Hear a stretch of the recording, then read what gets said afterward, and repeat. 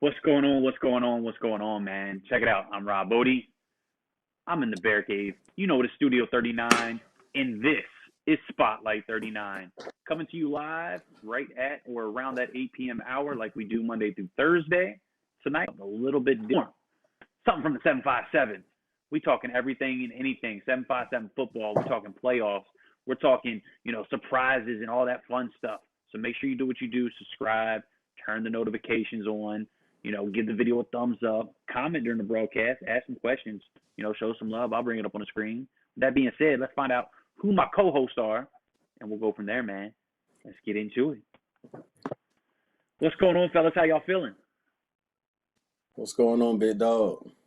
Look, man, somebody just put down a slice of pizza. I'm calling it out. I like it. We starting to show off, right? Hey, I'm trying to make sure it's not my beard. I'm trying to make sure it's not in the beard, right? Hey, what's going on, Rob? Thanks for having me, man. Absolutely. So look, man, we're gonna do this thing with or without Jamar's internet connection. So as long as we can hear him, it will work.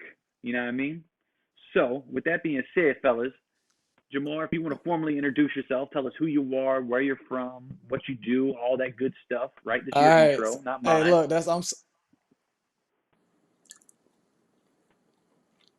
Go ahead, man. Look, man, you can't get quiet on me now. Sorry again, action. But my name is Jamar Hawkins. Can you hear me? Yeah, we can hear you, man. Live and in color. We got you. Can you hear me? Okay, got you. All right, well, I'm Jamar Hawkins. I'm the founder of I-64 Sports. I've been doing it about 2 years now. So I've been at this about 2 years as far as running I-64 Sports. Before then, I was with the Virginia Pilot. So that's how I started my journalism career with the Pilot back in 2014. Also used to teach. So I do a lot as far as working with the kids. But yeah, right now I run I-64 Sports. And what we do is we cover high school and college sports in the Hampton Roads area, or the 757s, we like to call it. Like Rob said, man, tonight we talking playoff matchups. We got some good matchups, state semifinal matchups coming up. We got a big event coming up this month. So that's what we're talking about tonight. I'm real excited, man. Real excited to be on. Look, man, we're excited to have you. I'm more excited about your internet connection. I love it. And by that, I'm kidding. But look, we got audio, so we are good, man. So with that, let me hand the floor over to my guy. Good Jason, to go. Go ahead. Tell the people who you are, where you're from. In between, Jamar catching the signal, he might jump in just periodically. But go ahead, man. It's your intro. Tell us who you are and what you do. Right. We can catch that remix from Jamal. Hey, what's going on, everybody? My name is Jason Wells. I'm the director with Elite Athletic Scouting. We're a high school sports media company. What we do is simple, man. We help high school kids find scholarships. I'm sure you hear that all the time. It's a dime a dozen. We use unorthodox methods to get perfect results, right? Perfect results are dedicated to what you need, and we don't put you in this cookie cutter. We basically curtail a program that's designed for you, your skill set, your academics, your social skills, and we make sure we go after those schools that not just you dream about, but the schools that really are a good fit and that they want you, right? And so that's what Elite Athletic Scouting represent. I'm a product of it, and that's actually how this dream of mine became our reality. Before I started EA Scouting, man, I was doing it part-time. I was working in the banking industry for banking investigations. I did forensic investigations. So basically all you money launderers and all that, I was looking at you. So after that, I basically just applied the business principles and practices that I learned from the banking industry and just applied it to the sports and the recruiting section of it to just develop a formula that curtails to each individual athlete. I can dig it. So you go from banking to high school football. Hey, I could tell you the backstory. How I almost ended up on Wall Street, not even want to be on Wall Street. So, I almost lost the bet, and my bet was like, "Oh, you got to go with us and work on Wall Street." Fortunately, I didn't lose the bet, but it's crazy. All right. So look, man, let's get to the topic at hand. 757 football. Let's start with the playoffs, right? I think, rightfully so. Let's start with the playoff matchups. We got some big ones, right? So if Jamar, man, if you want to kick it off, what's the first matchup we want to talk about?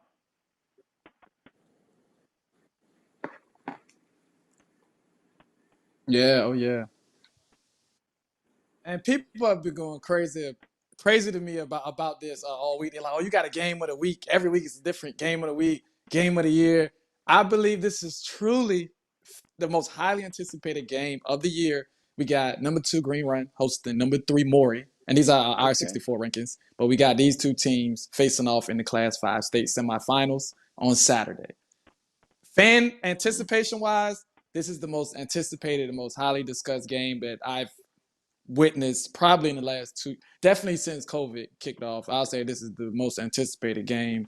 It's been talked about doing 7-on-7 all over social media. There's a lot of back and forth, and I think this is going to be a great matchup. I think this is a great matchup. Green Run actually won the last playoff matchup between these teams back in 2013. They won 46-7. But other than that, Maury has gone 3-2 against the Beach District in the playoffs. So Maury has won three games against the Beach District in the playoffs. But Green Run won the last matchup between these teams. Both of these teams have high power offenses. Green Run's averaging over 40 points a game. They've scored 50 in 4 games. So both of these teams can score. Green Run has some of the best wide receivers you'll probably see in the country. You got Tayon Holloway, North Carolina signee. You got Caleb Brody, another one of the top young receivers in the country. Yep. But other than those guys, I also love you got a guy like Christian Parham, like what Jason talked about with EA scouting. You know, these are the kind of guys that you'll find in a team, like not necessarily the main call guys, but these are still good, solid, contributing role players that a college can have. So, yeah, we can get caught up in the stars that Green Run has, but it's really when you got guys like, Tayshawn Young, and you got Christian Parham, and you really have guys that have really been unstoppable, for most of the season. So again, this is a game that I expect. I'm not gonna say high scoring, but I expect both teams to wind up in 20s. Okay.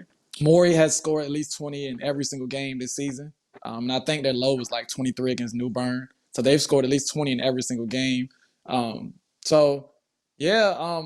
Aside from that, I just think this is a really probably well matched matchup. I think well matched coaching experience. Maury has won 4 region titles in a row.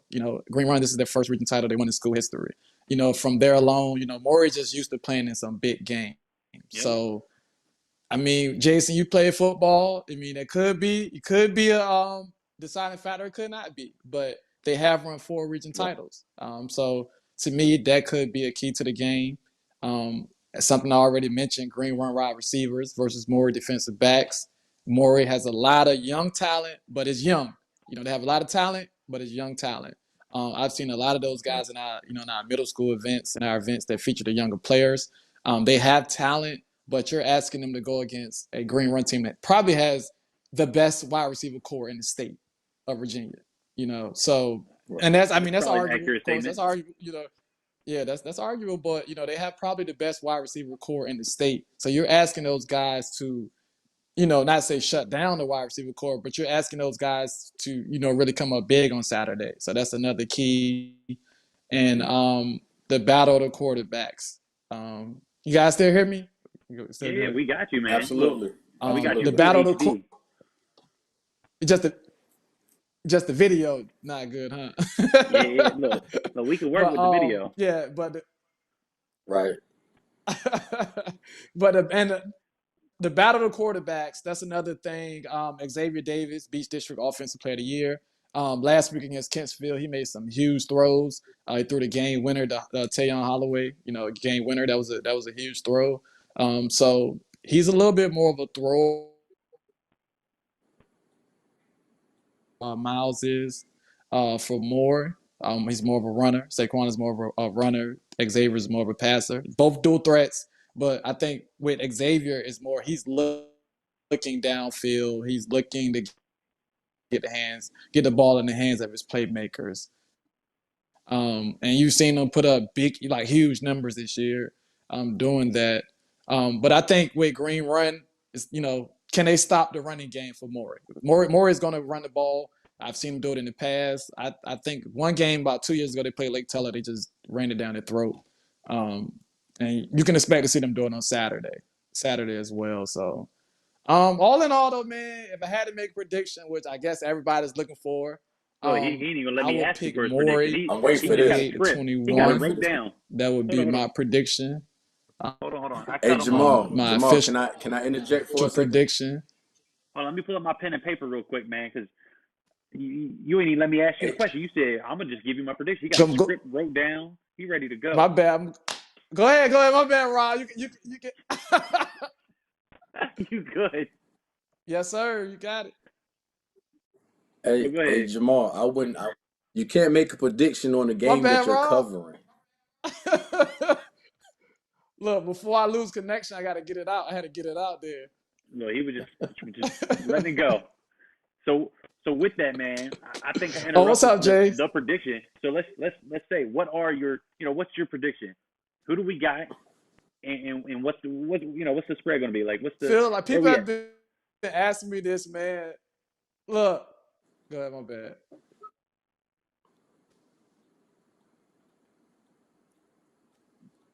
This is fun.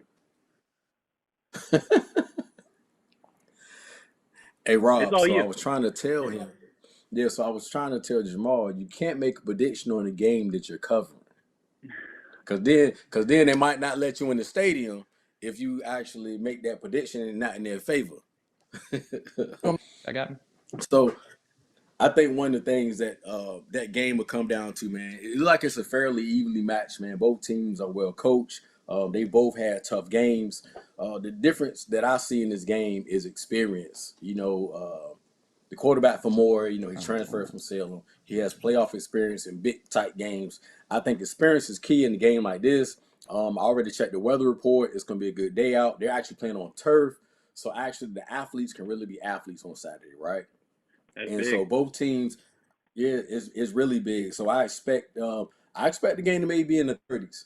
And I'm actually predicting that the game will come down not versus offense or Sorry, defense, guys. but a special teams miscue. So I'm Special going to teams. predict this game is going to end up being 35-27 Maury. Got it. Oh. And the reason Oh. why I'm picking Maury in this game is because up front in the trenches, I think that will be the key to make the difference. With Moore's running game, they'll probably be able to eliminate maybe 2 to 3 possessions that Green Worm would normally be used to having.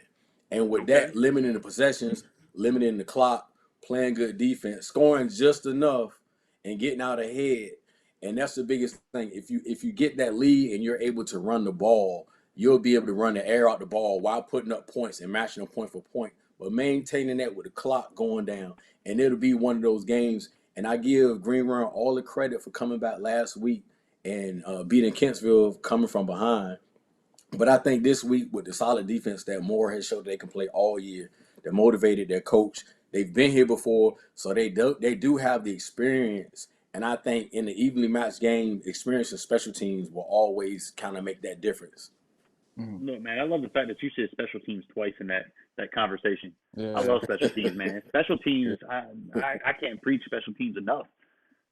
Like you Right, go to college, where are you going to start Mhm. at? And unless you're, that 5-star, you get to choose what program right, you want to go to.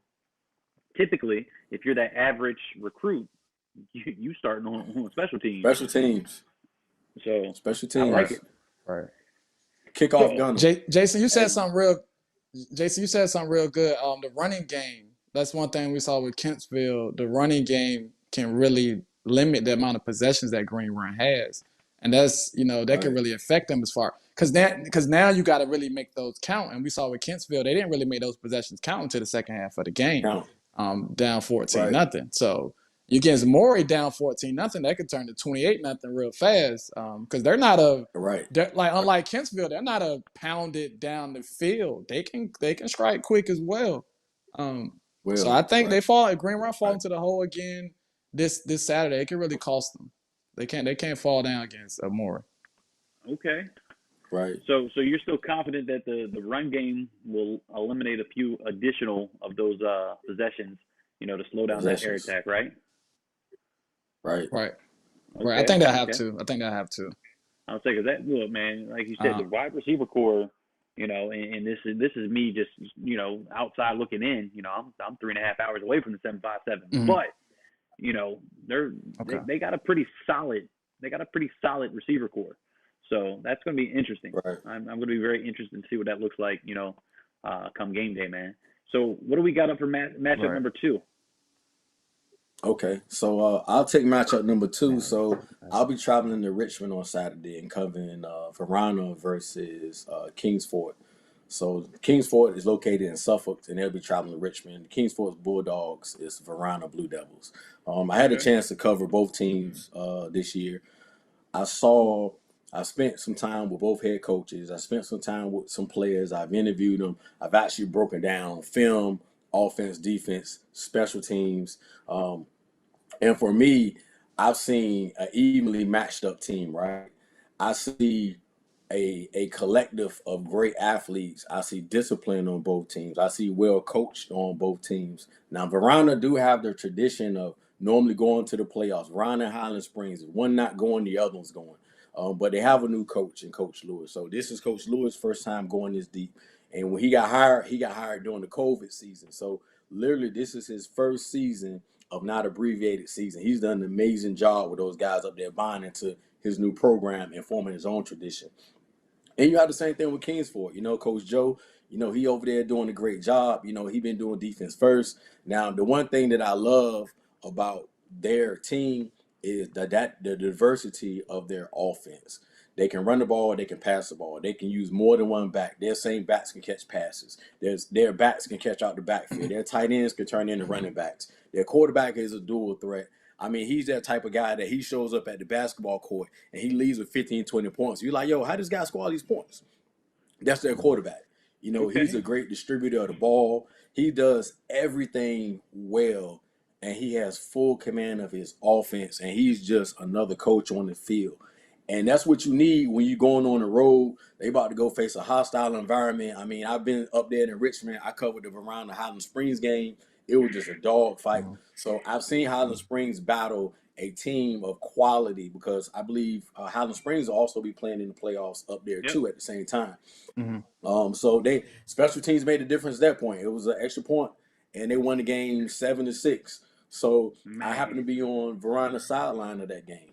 I saw them going through the adversity, getting bad calls, and fighting through it. So that is a great preparatory for a game of this magnitude. I believe that Verona would not have seen two defensive ends like they're about to see on Saturday with Campbell and the Virginia Tech signee. Those guys are just monsters. They're game records. Like I went through one of their films the other day. Mhm. Matter of fact, I watched the Warrior game and they just wrecked the game plan. So they're one of those teams that, talent wise, they can run with the best of them. The only team I've seen who actually has a better talent of skill sets and linemen has been Oscar Smith. So when I come to it, I like their quarterback situation a little bit more. Verona has used a two-pronged system. Their guy Fisher is a great athlete. He'll be their quarterback. He'll be their running back. He'll be their receiver, their DB. He'll get everybody water. He'll shuffle the pom-poms. He'll do everything that the coach is going to need him to do to put his team in place. But they match up great defensively. They can run with them. They have the boys. They got the horses up front. They got the linebackers that can run with the backs. Man, so this game may come down, honestly, to taking care of the ball, turnovers. It may come down to officiating, and I will throw that in there because the game will be in Richmond. So I do expect a couple calls may not go Kingsford way. So I'm looking for a little bit of adversity and see how they respond to the adverse situations when it happen. And we call that sudden change. So I believe this game will probably be decided not by the whole totality of the game, but probably about a 5-minute stretch if one team loses focus and allow the other team to capitalize on those moments. And that'll be the difference. And I will predict this game, but I'm not going to predict this game because I'm covering it and I want to make sure that I'll be in the stadium. All So right, so I I'll leave definitely that one. believe I'll my leave that one to Jamar, man. Let's see if right. he got some signal, if he can hear us, man. Because I feel like his I, video got a little better. Yeah, I got you. Look at him. I now Look, look. I He's haven't at full HD right now. Like we got no lag. We got good we audio. We got good. good video. Oh man, don't move the Well, phone. let's take advantage of that. I haven't seen Verona play, so I'm gonna just be a 7-5-7 homer. I'm gonna just go with Kings Fort, but I haven't. Unlike Jason, I haven't seen Verona play this year. I'm very impressed with Kings Fort. You know, aside from Oscar Smith, I don't think it's too many teams I've seen this year that's more talented than Kings Fort. They have a great, very Okay. good program. So I'm gonna just go with Kings Fort, and that's just the 7-5-7 in me because I ain't seen Verona play yet. Right. Fair enough. We'll take it. We'll take it. And I ain't trying to get you in trouble. So we'll Nah, keep your prediction to yourself. But you can give us the winning team, whoever it shall be, wins by what? I think the winning team wins by a field goal. And I predict this will be a low scoring game. I believe around the defense will shut them down to a certain degree. The diversity of Kings for offense. I believe this game stays in the teens. And this Okay. game, I believe, will probably come down to maybe a 17-20 ball game. All right. All right. 17-20. Look. We can see the whole so tone so Jason, of Jamar right now. Look, we lost him again. We got that bad connection again. No, we're all good. right, We're so good. Go hey, ahead. so Jason, Verona beat Go ahead. Highland Springs this year because they lost to Patrick Yeah, Henry, right? Verona lost to Patrick Henry, but then they turned around and beat Highland Springs in the 7-6 game at Highland Springs. It was Highland Springs Wow. senior night, everything. And so it was the last home game of the year, and that's like the biggest rival. So I got a chance to see both teams. Both teams was fully healthy. They had no healthy Mm, scratches. There was, I believe, 2 turnovers apiece or 1 turnover. So they kind of asked each other out on turnovers. They literally played to an even draw. It came down to Highland Springs missing that extra point, so the game was 7-6 for Verona. okay. Verona made some key stops at the end of the game to be able to run the clock out, and I mean the rest was history. Okay. So by me seeing them have that game, I'm very confident that they won't be shocked by Kingsford talent. Now I do believe Kingsford will probably punch in the mouth in the beginning because that number 6 and that number 1, they'll be the Mm, 2 best athletes on the field. mm, And I believe it'll probably take maybe a quarter for them to adjust, mm. but because of the way that they play, they'll be able to adjust very well and be acclimated to playing that game with them. Okay. So that would that be the best team that Kings Fort played this season? No, Oscar Smith was the best team that Kingsville played this season, hands down.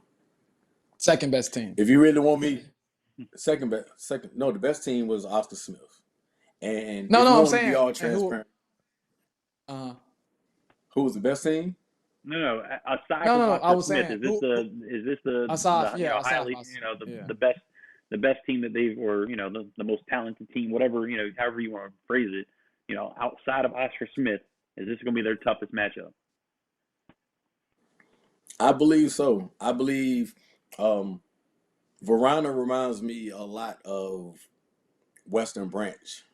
Okay. They play good Okay. defense. They're not going to let you run away with the ball. They can run the ball.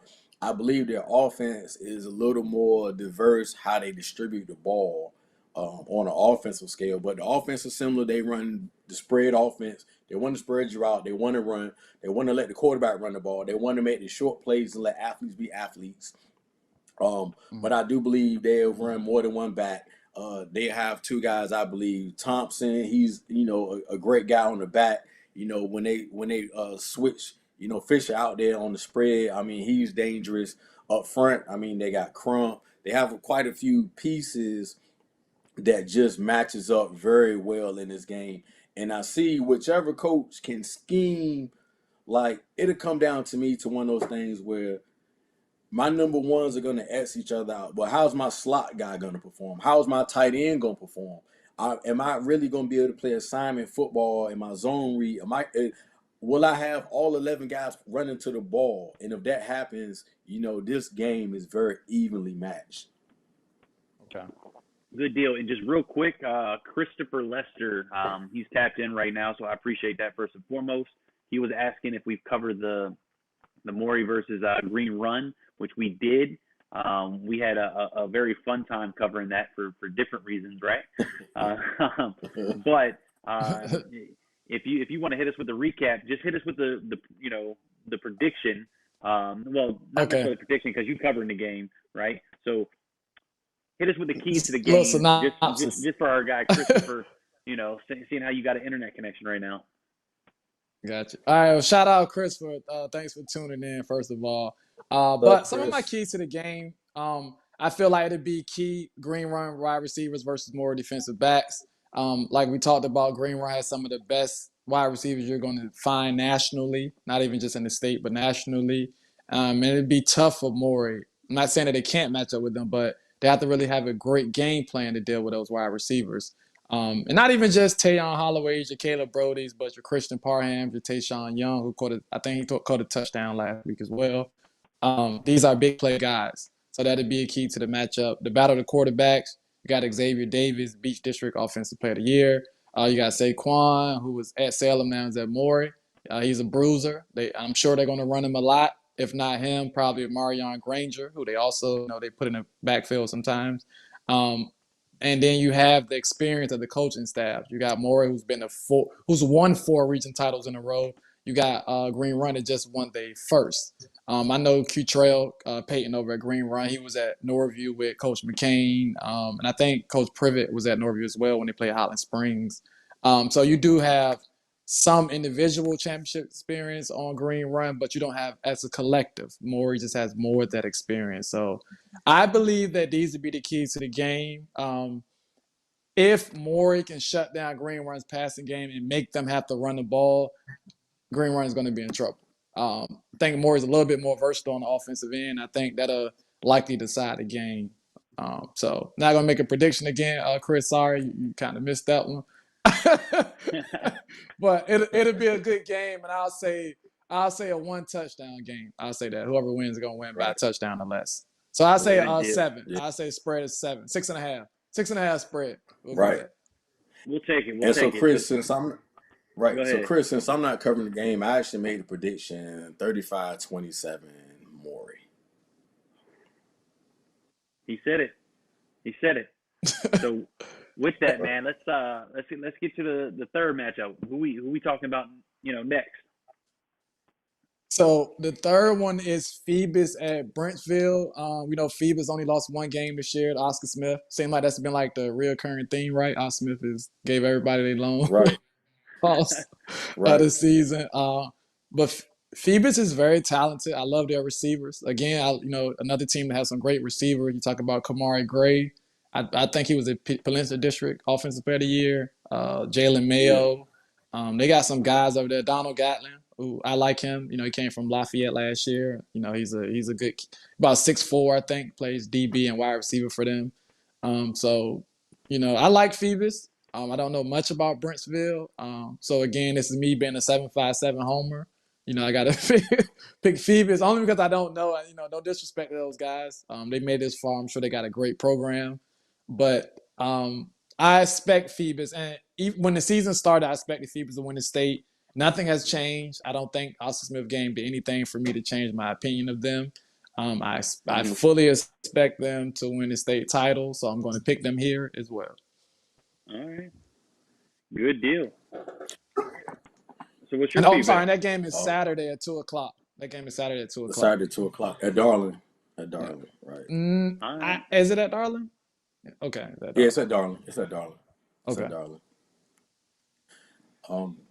So I guess I'm gonna be a homer at the same time. I'm gonna take Phoebus. I didn't have a great representation because I covered the Phoebus Oscar Smith game. I did have a chance to talk to Coach. I've seen some of his guys play. I've actually broken down film on them versus other teams. That team is fast. That team plays hard.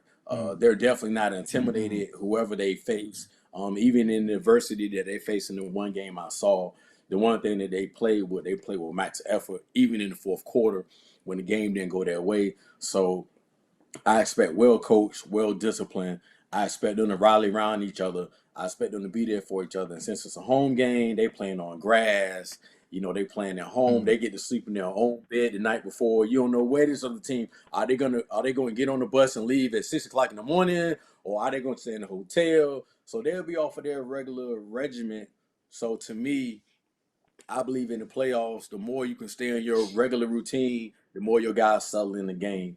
And I do believe the games that I've seen outside of the Hampton and Austin Smith game, that Phoebus has always gotten up on you, but they've proven even in the Hampton game that they can play close games with you. I believe Hampton does win this game comfortably by 2 touchdowns.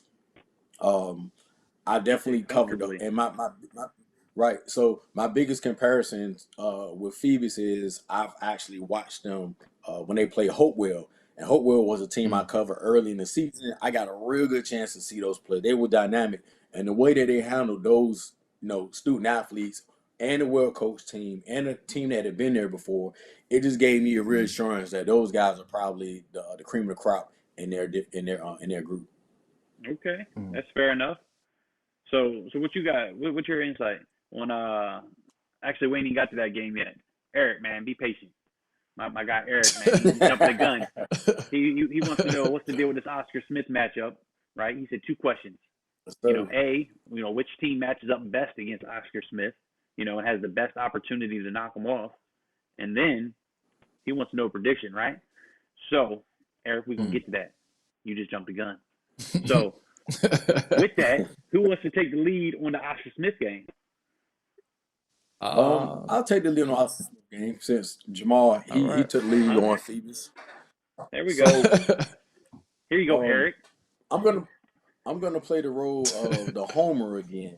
I'm gonna tell you I'm gonna take Oscar Smith, and the reason why I'm gonna take Oscar Smith is because talking about with the their game, matchups, straight. Look, ain't nobody beating Oscar Smith. Nobody beating I'm just gonna put it out there. I'm gonna put it out there for 2 reasons: motivation and the front 7. Like, Oscar Smith has the best front 7 as a collection with offense and defensive linemen in the state, right? So whether or not you're trying to run the ball or pass the ball, they're getting pressure on you. They're staying in lanes. They're sending waves of athletes at you. So you're not even getting pressure from the same guy. So it's very difficult to game plan for a team like this because you don't know which guy is going to step up this week and make the play. That's it. And that's kind of what they pride themselves off of. The second thing I'm gonna say is motivation. I don't know Battlefield a lot, but I know Battlefield been talking a lot of trash, or their fans have been talking a lot of trash, which gives newspaper printing. So if these guys didn't have motivation on getting back to the state to repeat, you just gave it to them. You gave them attitude, you gave them instinct, you gave them a reason to come out and try to punch you in the mouth and put you out the game as fast as possible. So with that said, they're not gonna take Battlefield lightly. The team that I thought that was coming out of their bracket would have been Freedom, because the Freedom matchup to me would have showcased speed versus speed, because outside of Smith, I think that was probably the fastest team I've seen, and I think they may have been a little bit faster than Smith. So that would have been a great matchup. So I'm going to give Battlefield credit for shutting them down. I'm going to give their coaches credit for being able to be on the field and competing with an athletic team like that. But guess what? That game was at home. They had the Billies sleep in their own bed. They're now traveling here. They're going to see that blue smoke. They're going to hear them dogs barking. They're going to see the music, the bopping. And they're going to experience the Tiger Cage, right? Factor. Oh, my goodness. Man, it's so intimidating to visiting teams that it's psychologically – the visiting team normally doesn't catch their feet until the second quarter. I mean, the coach will say, hey, you know what? I don't want y'all to watch that. They'll go behind the bleachers. And if they're already doing that, you've already lost your first quarter. So, it'd be interesting to see how they respond to that. I do believe they have a good team. They've been undefeated. I haven't watched them, but I've looked at their record. And even though they're undefeated, they've had several close ball games, which means they're beatable. So if you was beatable up there, you're definitely beatable here. So, I can dig it. Hey, they don't got a chance. Hold on. They don't have a chance. I don't care. Man. So Eric, he didn't get his full question asked, right? And then Sabrina, she Okay. just jumped on and she said, she kind of piggybacked off Eric. She wants to know who's the best bet, right? Like, who's the best bet to knock off Oscar Smith? If there is a team in the state of Virginia, who has the best chance? Not to say that they will, but who has the best chance? And Jacob, man, I It's appreciate not you tapping in. Battlefield, Sabrina. It's not It's not Battlefield, Sabrina. Battlefield. It's not going to be Battlefield. I can tell you that. Okay, Oscar Smith don't I lose got in the the answer. semifinal round. Who's that? The team that has the best bet to beat Oscar Smith is Oscar Smith JV team. This is second strings. I'm just gonna tell you right now. There's not a team in the state right now that can battle with them at this point.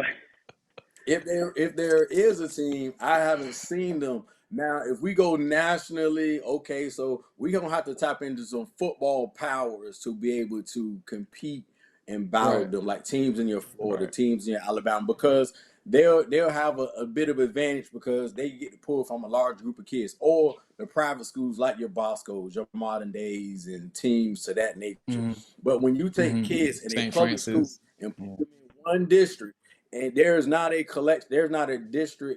zoning district that has a better collection of athletes than in that Chesapeake region. I mean, that's an arguable fact, right? I mean, there's not too many people that will win that argument, because when I went to Oscar Smith and I got to cover the Bosco Oscar Smith game. Obviously, it didn't turn out the way Oscar Smith won it, but at the same time, they were willing to take the challenge of at the time the number three team in the country, not just in the state. I mean, in the country. This team traveled from California all the way to little old Virginia, right? All the way across country. And then they spent a couple of days here. I think they practiced in such at Catholic high school. And then they came on, and honestly, they put on a show. It was as an outsider, not necessarily being, a fanboy of any one team, because in my situation, I can't be, right? I got love and respect for everybody. But man, Bosco legitimately put on a show. They came out, but they also showed, that hey, this is what a private school looks like, a number 3 ranked California private school, and it makes it challenging to compare it to a school like Oscar Smith that's a public school. When I got there, man, my mind was blown. Like, I had never seen a public school program with so much pride, outside of that gate. When I got into that stadium and I got to see the Tiger Cage, right? You see it online. Some people love it, some people hate it. I thoroughly enjoy it. I think it's probably one of the best, if not the best, entrance for a public school in all of high school. Like, that's the reality. I mean, you got some schools, coming out, with the inflatables and all that. That's cool. But man, these dudes, you see the Tiger Cage, you hear the beat drop. It's a good time, man. These dudes are ready to party. So that's my insight. I could speak on Oscar Smith, right? I didn't link up with a handful of the dudes. I've seen them play. They are outrageously talented. So that's my take. And one of the things about them that really stands out is, as good as they are, their work ethic off the field matches it in the weight room, in the classroom. I believe I just seen the offensive line coach post that 10 out of his 13 linemen are honor roll students. So they take pride in everything. And that means if they're taking pride in that means they're taking pride in preparation. So you're not going to catch them slipping. And you're not going to beat them scoring 24 points. No. You're not going to beat them scoring 24 points like Freedom scored against You're not going to beat them. Battlefield scored against Freedom. So, and that's when I'm looking back at their games and I'm saying, like you said, Jace, close game. Oscar Smith doesn't have any close games. Like, aside from Bosco, there are no close games that Oscar Smith has. So, just going back on this, I don't see how a team that's had so many close games is going to compete with a team like Oscar Smith, because you're not going to beat them scoring 24 points. So look, seeing how neither one of you are covering this game, right? Neither one of you covering the Oscar Smith game, so we can get bold predictions from both of you. Right. Oh yeah. Oh well, I'm not covering the game, but we definitely sending the crew out to cover the game. I'm not covering. I'll just be in Richmond. Okay. So we'll cover. So you can do a broad prediction. Oh, absolutely. But between me and Jamal, we got 3 of the 4 games covered. So I mean, me and Jamal, man. I mean, I met Jamal when we meet, man. Maybe about 4 months ago, if that long. No, it was probably wasn't even that So long. I don't even when think it was that right, long. I think it was like what, man, September maybe. Might have been September. right, yeah, I'm yeah. not. So I mean, we met a I couple make months predictions. ago. I, All right. So look, Go ahead. go ahead, Go hit me ahead, with these Jay. bold predictions, man. Look, and when I predict, obviously I'll say I make a y'all are both prediction. taking Oscar Smith. But Yeah, Oh I yeah, make a you what's the taking prediction. Oscar score? Smith? Oh, What's I'm the taking score, Oscar man? Smith. I'm I'm gonna give I'm Battlefield 3 touchdowns. 2. You can give them 3 touchdowns. You can give them, or they're gonna lose by 3. We got to At stick to least the they're gonna internet. lose Hold by at on. least 3. My bad. They're gonna they're gonna lose by at least 3. They're gonna lose by at least 3 touchdowns. 3 touchdowns. All right. We kept going in and I wasn't Yeah, sure if we were I talking, got this. 3 points or three tutties. So Oh we got no, we, no. we got a 21 point, victory margin. That's one bold prediction. What else we got? Nah, I don't even have it being that close. But and you know I'm gonna get him a puncher's chance to put up 2 touchdowns. But I'm also gonna say Oscar Smith is not gonna let up on those guys. Hold on, yo. They Hold they on. on a Nah, mission since Let they me lost pause a you. Let me Bob. pause you for. Does somebody got a choo-choo train or somebody near a railroad track, man? Because I hear a full-blown train in I my ear heard right that now. too. I heard that. I heard it. I wasn't sure if I somebody heard hit it. me with a sound effect. And We're that's talking in about and Oscar that's that's Smith me. rolling, We right? got. And then you hear the yeah, somebody. choo. All right. Yeah. We got a million trains right here, So yeah, man. Yeah, yeah, my you bad. heard it. That's You why heard the internet's bad, man. Everybody on the so passenger trains feeling all Right. the broadband. Right. Right. But yeah, but that you're choo-choo right. train is indicative of my prediction. So I'm gonna give Battlefield 14 points, and I'm gonna give Oscar Smith 49. I can see that. 49-14. Yeah. Okay. Yeah, Look, 49 man, I'm 14. completely unbiased, and I'm just thinking Oscar Smith's gonna win. I'll leave it at that. I just think that they will win the game. Uh, so I think we Are you, covered all. you live in Northern Virginia? Are you live in Northern Virginia? Man, I live in In Central Fredericksburg, ain't Virginia. Yeah, I'm in yeah, Central you in the Oh, Virginia. middle. He okay. right in the Yeah, middle. you up that way. He love Oh, everybody. okay. He don't want to start nothing. Look, man.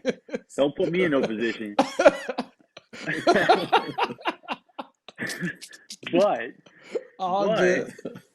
what else we want to talk about, fellas? We just got through the playoffs, right? So I think Okay. Demar Mhm. wanted to talk about some some prizes that we've seen this season, right? So who wants to kick it off with Yeah. throw me one program that surprised you, good, bad, or indifferent, and then why?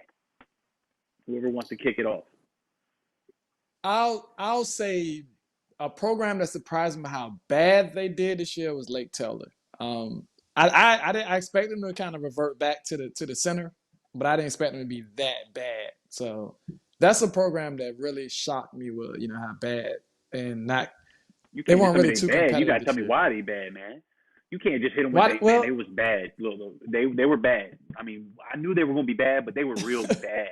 We can't do that. yeah, We got to hit them with the why. yeah. Why? Well, I'll say this: they lost a lot. They lost a lot from years past. So Lake Teller's traditionally been a very very strong program. Like they won the state. They went to state last year. Um, I'm sorry, 2 years ago. Won the state the year before. So they've been a team that's won states a lot in the past decade, but they've lost a lot of talent. I think they had some rezoning issues as far as kids that are not the traditional kids they're getting not getting anymore. So I think Okay. that's another thing that's Hmm. affected them. But Maury has really, you can honestly say now that Maury has kind of surpassed them as far as Eastern District teams. And they're pretty much Consistent. Maury's the class of the Eastern District now. And I don't Okay. really see that changing anytime soon. So Right. that's probably the biggest shock that I saw this year So out of that's your everything. big surprise. Yeah, that was my biggest What surprise. you And that got hurt for him? because I'm a Lake Teller grad, so that hurt me a lot. Oh, that one really hurt. Yeah, he started off, man. They was Man, bad. Like when I said bad. big surprise, I'm thinking he was gonna hit me with Man, they were actually surprisingly good this year. They did it better than I thought. Nah, No, they were just straight up nah, bad. man, They were they were real bad. bad. Not the Real late teller bad. program I grew up off of. I'll say that. Look, man, they'll get better in time. They'll get through the Yeah. Oh wrinkles, yeah. Oh yeah. and then they'll Oh improve. yeah. So Great coach. what was your big surprise? Good, bad, and different, man. He hit us with the ugly. Hopefully, you got some good. Well, I got a positive. I'm not gonna go with my bad prediction because then it'd be hurt my heart to talk about them like that because I love them to death in my heart. So um, I'm gonna go with, and Jamal, I know you already know who I'm gonna go with. Who I'm first of all most proud of. Um, Other people were surprised, but I was not surprised. The Mhm. War Hill Lions in Williamsburg, right? Mhm. So I had the opportunity to meet Coach Rose. Maybe it's been about 2 years, man. And he brought his son to one of my events. I didn't even know who he was, but I treated him like everybody else, the fair chance. So he sat back, he listened, he watched. I had a chance to cover his team, and there was nothing special about his athletes. They didn't do anything to jump off the radar like everybody else. They got a couple pieces, but that was Mhm. relatively it, right? But then I got to see him practice. I got to see him work. I got to see all the effort and energy that those guys put. And I'm talking about their two deep consisted of, if there was a 24 on their depth chart, I believe 16 of them was freshmen and sophomores, right? So man, those guys played together. Those guys played hard. And man, they surprised everybody in the spring by finishing 4-1. They got blown out in the playoffs by Churchland. But that set the blueprint for them to nobody like, all right, that was a one-off, right? So they Mhm. come out and make the playoffs this year. And then they get to the regional finals, and ultimately they lose to Kingsport. But they beat the Power in Hampton. They came off and they won a first round rematch of a team they played. It was already playing a team already. And then to make it even worse, the coach's wife is a principal at the rival school. So I know he had all type of drama in the house. Oh So man, there was and no that dinner team, that whole week. yeah, so right, that whole week. So that Look, they were team eating went stale through this pizza. whole process. Right, right. He wasn't even getting dinner that night. He was getting TV dinners. He might have got That's a little it. food poisoning that day or Microwaving something. You yourself. never know. Right. So I'm surprised. I'm not surprised, but everybody was surprised by the ride that they took. They made, school history, not just making the playoffs, but getting to the regional finals, man. Those guys was hurt, but they had nothing to hang their hat over. I mean, they played hard. Luke, they had key injuries, Lim, Edie, all those guys, man, they played at the sum of their parts as individuals. So they may have showed up outmatched in at least four, maybe even half their games. But what they did, they compromised and they grew with playing with camaraderie. They grew in playing teamwork. They grew in playing having each other's back. And it was like funny because I saw their first game, they got punched in the mouth. On the sideline, I'm like, oh my Mhm. goodness, this is gonna be an ugly game. The next thing you know, they win by 30 because Mhm. they play hard. They don't stop. You can't intimidate them. You can't rattle their feathers. If you pancake them this play, he coming back at you just as hard. That's good coaching.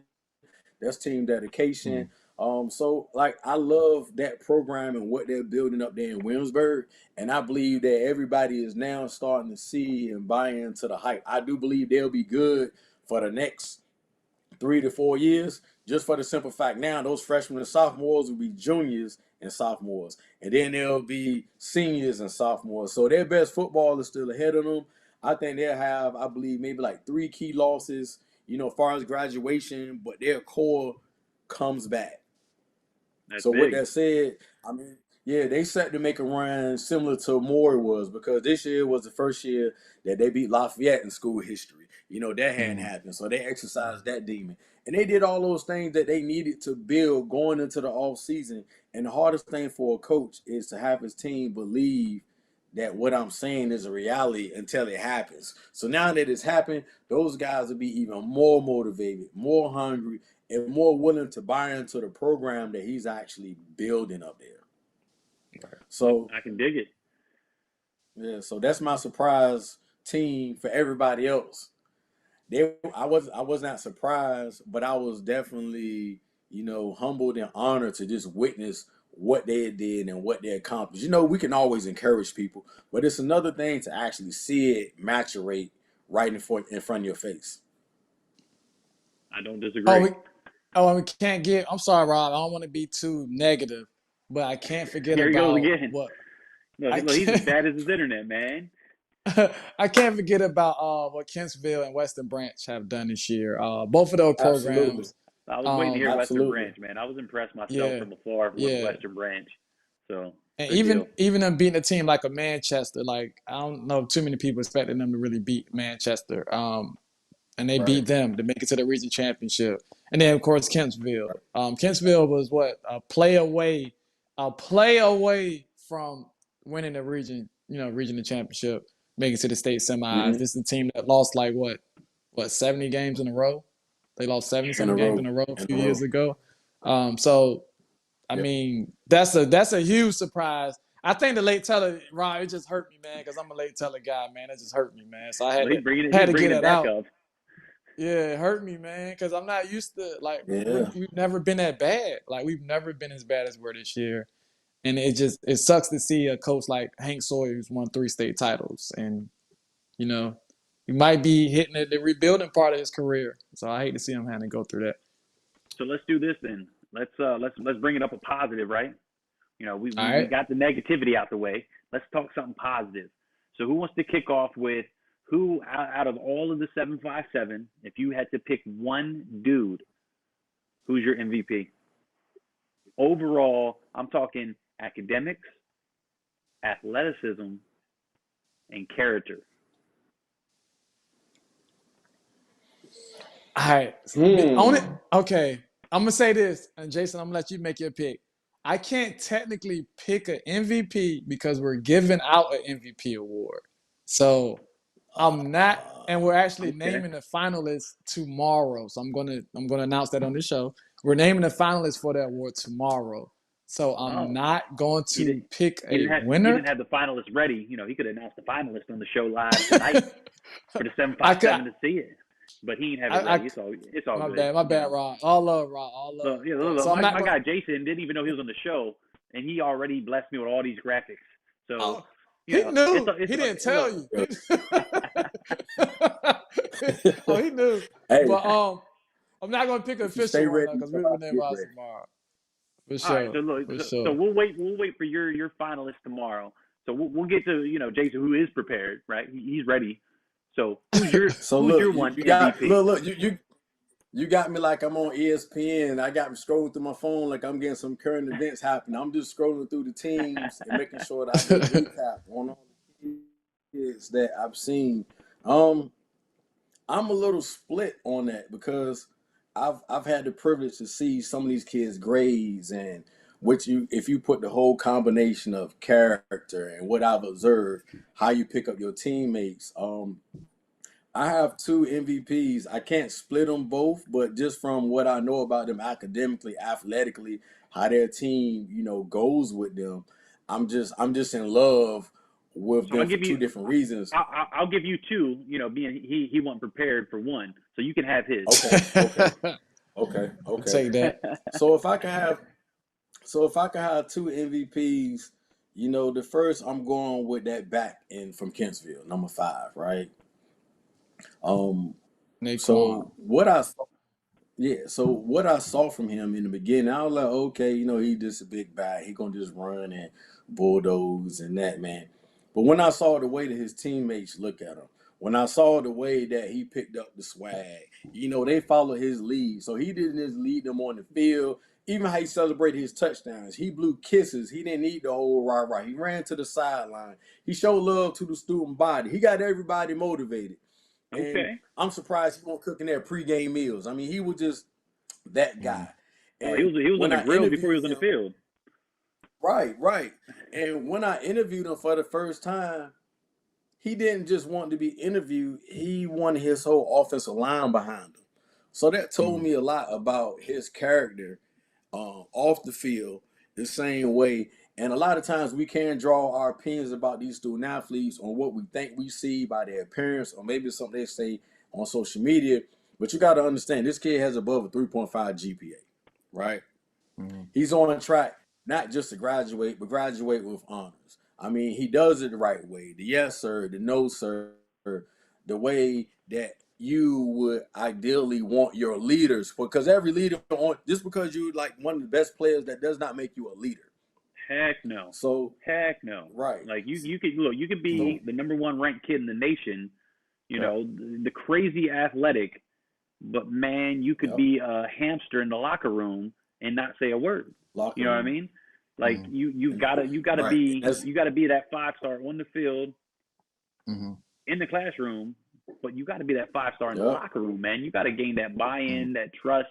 You can't just go out and be that guy Yep. just out of default, right? I mean, heck, if God blessed you with all that talent, by all means use it, but be humble with it and take control of it, Right. right?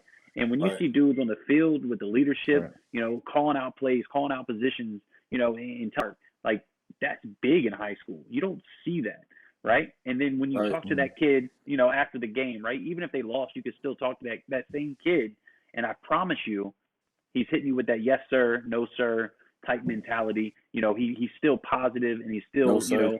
he's still looking at it, Right. in the positive light, because that's who he is as a person. And that's why every time I have a student athlete on my show, I always dig into who they are as a person, because that's, I think, more important than who they are as a student athlete. Because we can watch them play a game, we can watch their film, we can be fans and spectate, but the reality is, man, we don't know who that person is outside of the game. So when they take them pads off, they Outside take of the the helmet off. game, It's like, who are they, right? Like, who are you? What do you represent? it And means a if lot. you, Right. yeah, if you It listen to means a my lot. interviews, these kids come out and they tell their story, right? I just had the number 3 Right. ranked kid in the country who was still currently committed to Oklahoma, and I had him on the show live the day following Lincoln Riley's departure, when everybody was decommitting, right? He wanted to be on the show, and I gave him the option. I said, look, man, I understand the world around you is burning down at Oklahoma, right? I said, are we still locked in? He's still good. I was like, good, because we're gonna focus on your story. We want to know your story and who you are, Right. right? And Right. then we get through this, and his story was very humbling, right? Great dude. His dad was a preacher, or is a preacher. That's what he wants to do outside of the game, and you could tell it in the way he spoke. And he was that yes sir, no sir type dude. And he's a 5-star defensive end, like I said, number 3 ranked kid in the country. And he took time to not just share his story, right? But then he wanted to bring up the Oklahoma situation, and he wanted to make it very clear that they're still kids at the end of the day, right? So the fans and the spectators, from an outside looking in, man, everybody's ticked off because Lincoln Riley leaves, and then these kids start to decommit, and they're putting Right. hate comments on these kids pages. At the end of the day, they're kids, right? They're Kids. 16, 17, 18-year-old kids, and they got feelings, and it's very stressful. Right. And he dug deep Right. into that, and I couldn't have been more thankful for him to do that, because it spoke volumes to who his character was. And he even, he admitted, that's something he worked on this off season coming into his senior year, was being more vocal, being more of a natural leader. I mean, he was a leader by default on the field because of who he was, but he wanted to be more of a leader. He wanted to be more vocal, and that's what his coach worked with him during the off season. And he said it's paid off dividend during the season, and you could clearly hear it when we spoke to him. So I just figured I would share that, because I mean it speaks to exactly what we're talking about here, man. An MVP is so much more than how much talent you got on the field. Because I mean, you could be Right. the Travis Hunter, right? You could be Travis Hunter on the football field, but then you could be Aaron Hernandez outside, right? That's the reality. Right. Right. That's the world we live in. Right. And I think it's important that we talk about the kid's character and who they are as a person outside of the game. So I appreciate you, let me do that. I get on a rant sometimes. I apologize. No, absolutely, That's man. That's a what good it's all thing. about, That's man. need to hear it. So with that being Yeah, they said, need to man, hear I it, don't know man. if you got There to your comes- second MVP. Who, me, my second MVP? Yeah. Oh yeah, my second MVP. I have a dark horse. He's not a dark horse, but nobody's gonna talk about him. They're gonna talk about your Green Run kids, your Oscar Smith kids, your Phoebus kids, and so he'll be mentioned like at the bottom, but nobody ever put him up there. But also, I want to actually add an unsung hero also to this. Okay.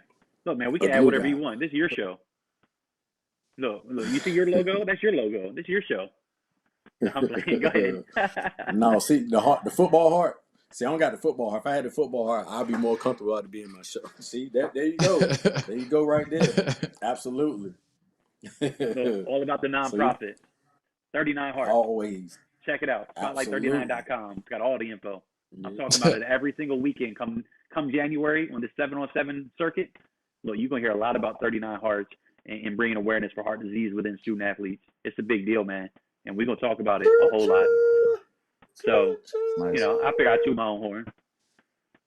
But anyway, That's what you're supposed to do, man. That's what it's all about. back to your show. All right. What's So, your MVP pick? Come on, man. my MVP pick is Brandon Hillman. That's my MVP quarterback from Clemson. He said, man, you read his post-it note, because he ain't typed it up yet. It's still on a sticky note. You read that. I read that. Yeah, I picked Brandon. I picked Brandon because even though he didn't play defense, man, he was always engaged with all his teammates. He was engaged by his coach. He had the trust from both sides. He was never he didn't have to hype the team up. He just led by his actions on the field. I seen him before he would rah and go to the camera. He would put his arm around his teammates. Even down to they lost their last game and the season was over, man. Nobody was more teary than him. And he wasn't crying because they lost the game. He was crying because he knew that was his last chance to play with those set of young men. Yep. And that meant a lot to him. So, yeah, we can talk about, he threw 4,000, he ran 4,000, he did all the things. He was the engine that made them go into the playoffs. Unfortunately, they came up a little bit short, but he was the ray of hope that just not that team. Like, his attitude was infectious to the program, that he's the type of kid that because you have that kid on your football field, that's infectious to your basketball team, your track team, your baseball team, because the culture. He's the kid that would change the culture in your school. Yep. So he's the perfect student athlete that I would want in my program. So when you're, and I know this is not a plug for him. He's not one of the guys that are in my program. Outside of your program, Spotlight 39 plugs all kids, man. I don't care who you are, where you're from. Awesome. If you're serious about playing next level football and you got the right focus, plug away, man. Let's hype these kids up. Let's give them some more exposure. So plugging away, honor roll student. He got the measurement 6'2". I think he probably about 200. He got a missile for an arm, but more importantly, man, he's a great kid. With a year to develop in a college program, I believe he'll be a quality Power 5 starter, even if he went pan out at the quarterback position as a true athlete, man. The guy like that is just set up to win in life. So what he'll do is he'll boost your graduation rate. He'll do all the student activities. He'll do all the community services. The program. He gonna tempt Tebow the program. I love it. Look, mine is the. Go ahead. Go ahead.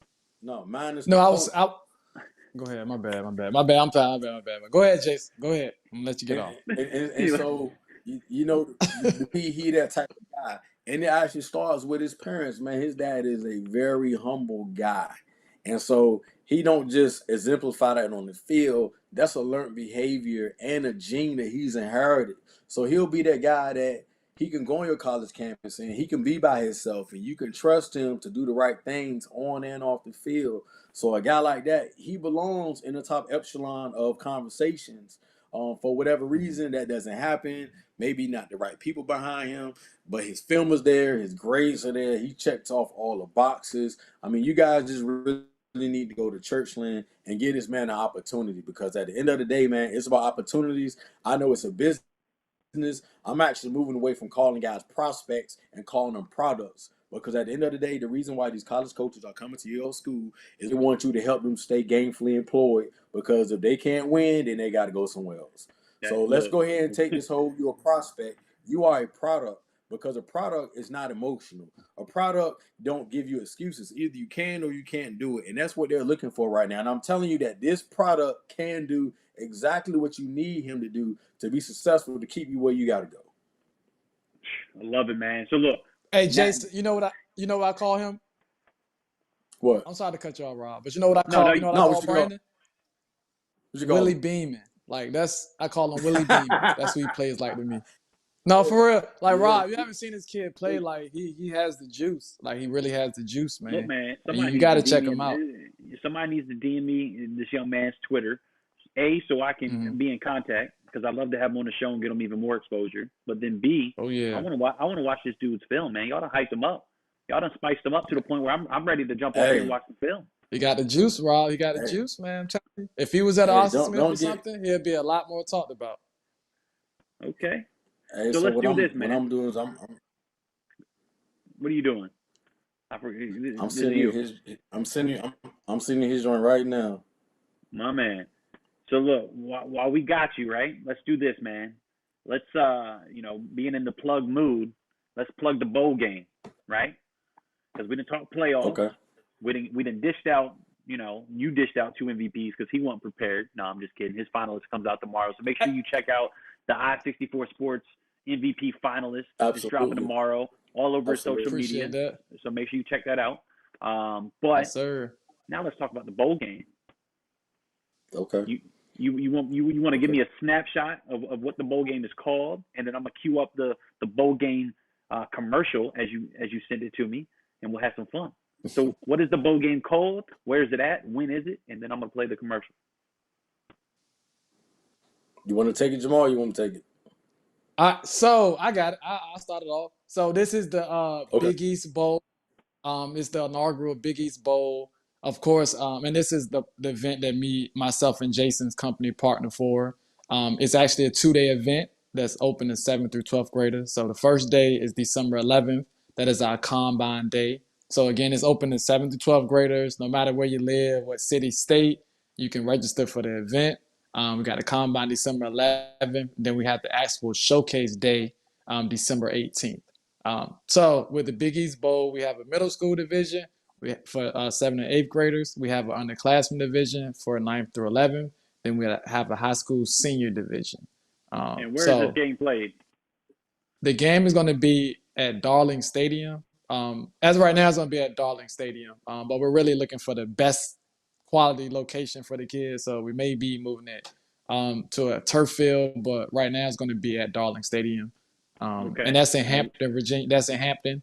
But the combine is going to be, I'm sorry, the combine is going to be at the Virginia Beach Fieldhouse. That's in Virginia Okay. Beach. Good deal. Good deal. So, So, we ready to cue it, or you want to speak on it as well? I could probably speak on it after you cue it. How about that? All right. So So let's cue it. we'll let the magic happen. Oh.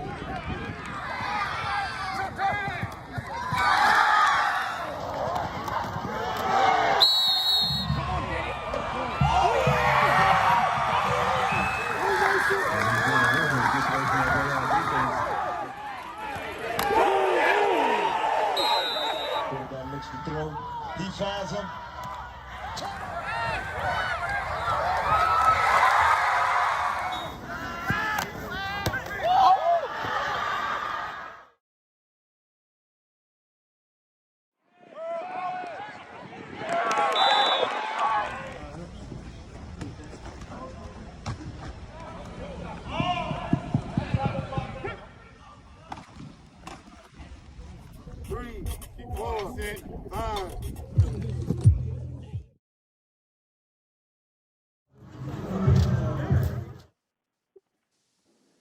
So that's the commercial. yes, sir.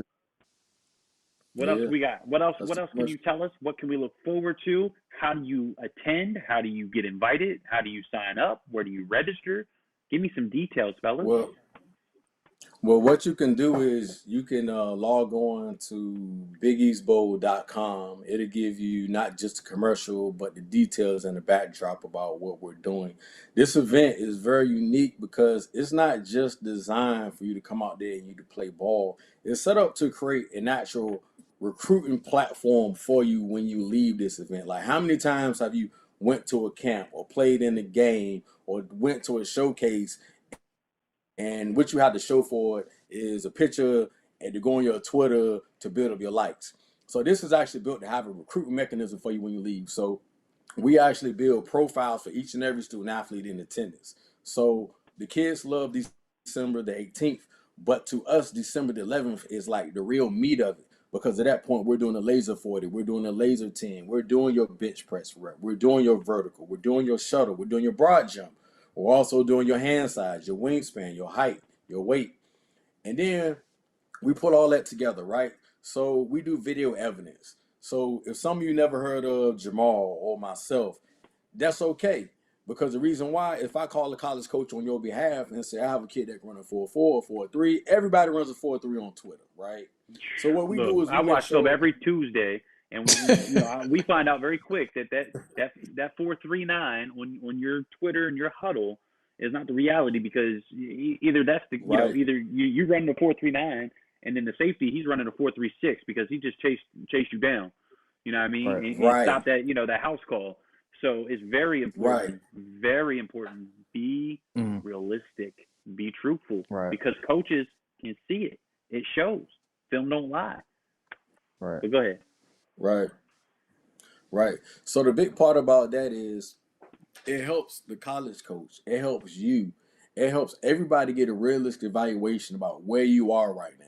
So once we take that part, we're gonna take you right outside. We're gonna do field drills and one-on-ones. So you can't run, you can't hide. The film don't lie, the eye in the sky, and we individualize you so you can showcase your talents. On the flip side of that, we have not left out the academics. We have not left out the parents. So we have this session that we call Parent You, right? So now that we have all this information and creating this about you, now we want to educate the parent on how to utilize the information that they've just received. We want to provide them with the resources to help them reach out to the coaches that they're looking for. We'll give them like a post assessment on what we thought, give them the recommendations on the skill set level based upon their academics and their athletics, so where we feel like could be a comfortable fit for them and a match, and we allow them to go after that. So we give them a platform to go off of once this is over, right? So next we do, and that's the reason why we picked December the 11th, is because that's the last day of the contact period, which means college coaches can physically be present, right? So Makes we'll sense. have a couple college coaches so we'll have a couple college coaches in the building, and then we'll move on to the 18th. Now we're having technically 2 games, the middle school game, and then we're going to have the senior game. We're not technically having a game for the underclassmen because we don't want to violate any type of VHSL or any other state regulations in other states. So what we will do is we'll do a situational football where we'll do a 30 play script that will give them all type of formations, looks, downs, and distance. So we're presenting looks for opportunities to see how you can play a situational football, right? Then we'll allow each team to run a 2-minute drill. Then we'll go to a traditional halftime, and then we'll simulate the last 2 quarters of football. So we'll basically be giving you footage to go back to break down to either add to your huddle. And then, by the way, we're going to live stream it. So therefore, you have college coaches to better link in it. So how both days work together is we'll actually establish, hey, this guy's playing on the field. He's playing well, even though I'm not there. I wonder what his 40 is. I wonder what his shuttle is. I wonder what his grades are like. We're in a dead period. They can't come to your school. They can't call you. They can't do any of these things. So while we're in the dead period, this will actually allow you still to be recruited. This will still be allowing you to send this information out to college coaches. So basically, we're going to try to make this dead period a live period for you, which will hopefully give you the advantage, the extra push, whatever can push you up the board to make you a realistic prospect to get you on a college campus. Because I'll be quite frank, it's one thing to be invited on the sideline to a school. It's another thing to be a real prospect and then wanting to bring you back under scholarship consideration. So we try to go through. I mean, we love that part of it, but we are trying to bring the realistic expectations to where you are. And that's the part that we really pride ourselves off of. We're not going to sell you a dream. We're going to tell you exactly what we think. And sometimes it may hurt your feelings, but at the end of the day, we're trying to give you the best possible information so you can use it and you don't waste your time trying to figure out what false dreams, false hopes, and false expectations. I Right. like it. That's a big deal. And I just want to add this, Rob. Although this is the first year for this event, it's not the first year that either of us have done an event like this. But what Right. we wanted to show is that we could work together. We didn't have to try to compete with each other to have the same caliber or kind of events on the same day. we wanted to bring our resources together and really show the area and, the people that we could work together and create something even bigger for the kids Right. in the area. So, Look, like I look, say, look. even Full, though, full, go ahead. full disclosure. I'm competing against both of y'all, and I'm gonna announce a new camp that I'm gonna have on the 11th. I'm gonna have it on the 11th here And we're here in going to be there. Fredericksburg. No, I'm And we're playing. gonna I'm be playing, man. Oh, there. see. I love it, man. That's the See, fact I'm that about to We start giving you the support, dance and man. everything. what's up? We support I each was ready other, to start man. giving you That's the what dance it's and all about. everything. Yeah, Man, right. I That's what like it's it. all about. And piggybacking off of what Jamal said, Jamal had the Legacy Bowl, and he was going, and I had the EAS Bowl. And honestly, man, we had the same vision, but I didn't know Jamal. Jamal didn't know me. We met through a mutual, party, through a group text message. And I'm like, yeah, I hear what he got to say, and vice versa. And somewhere Right. along the line, Yeah. he ended up, beside having a bald head, man, our minds was just alike. And we both, for lack of a better word, man, we both put our egos, our pride aside and said, well, what would be the best outcome for the kids? And once we did that, man, the vision became real simple. So, I've been a leader. He followed. He's been a leader. You know what I'm saying? I followed, man. It's almost like, we're both going step for step. And because of that, the kids will benefit from this. And I when we like it. can do like that, man, we'll just keep collaborating. We'll collaborate with anybody as long as your intentions are about the kids and for the kids, and we can find a common ground that the kid will benefit, take some away from it, and we can feel good about what we did. Because just to be truthful and all disclosure, if I really wanted to make a lot of money, I would have still stayed in banking. Right. You said it. So, you know, You so got to my find heart the is in bigger it. purpose, right? Right. You got to Yep. find a bigger There you purpose. go. I mean, Jamal, Yep. Jamal heart is in it. And I mean, we both have, families, we both have our lives, but I believe like we've dedicated our life to servitude, and this is part of being that servant. Look, man, Right. and that's exactly why the three of us dudes are chopping up, having a real conversation. Obviously, we're talking 757, but right now we're talking real life, man. Like, I didn't know you Right. dudes from Adam until we linked up at Media Day, right? Actually, I think I met Right. Jamal Love, yeah, at love, the right, Bosco game. Oscar Smith. Yeah. right, Oscar Yeah, Smith. that's when he right, caught the right. concussion, and that's when I left my memory card for my big camera, so I had to film it all on my iPhone. Big dummy, Damn. right? But lesson learned, right? Big lesson Right. learned. Make sure I Right. triple check before I leave my house. But the Facts. the point that I'm making is, we all linked up in different ways, but we all have the same mindset, right? We're all like-minded guys, Right, that right, have the right intentions in play. We're doing it for the right reasons, and ultimately, we're trying to help these kids gain the exposure, get the looks that they deserve, right? You come from a public school system; it's not necessarily the easiest unless you are, that 4 or 5 star type kid that that you're dude, just you're just right, outrageously talented, and you've been blessed with parents or a support group that can take you to all these camps and showcase events. Then you got kids that don't have those luxuries, right? You got kids that I've talked to. Unfortunately, I'm not going to shout anybody out or where they're from, but in certain areas of the nation, are living almost in poverty, right? I mean, it's almost a third world country type living in country. environment. I got kids that telling me they're sleeping on couches.